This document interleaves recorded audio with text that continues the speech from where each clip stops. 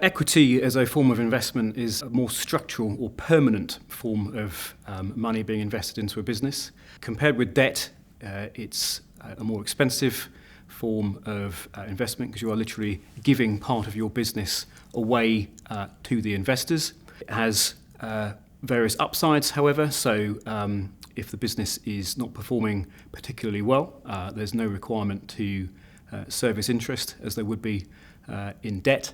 COVID-19 has had an impact on raising equity. Most equity is derived from institutional investors or from high net worth individuals, and naturally they are being that little bit more careful in where they're placing their money during the pandemic. That said, plenty of businesses are actually doing very well during COVID-19, and so whilst there remains an abundance of capital to deploy globally into equity investments, actually there is still a lot of money to put into the right businesses.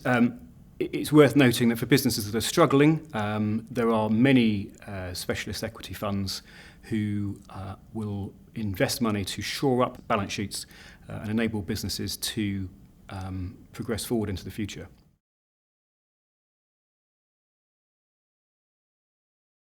For business owners seeking either equity investment or using equity to fund a transaction such as an exit, probably the main point to consider at the moment is around timing. Where money, as I noted, is coming from institutional investment, by and large, investors are being slightly more circumspect. They're being much more careful in terms of where they're placing their money, and therefore due diligence processes and the pulling together of warranties as part of a transaction is taking much longer.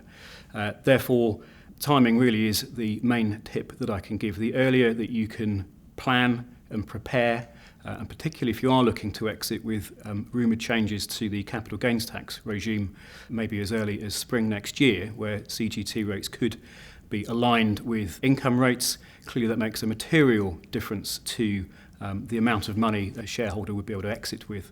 And so speaking with advisors now to get the best advice for your transaction is probably the best tip that I can give.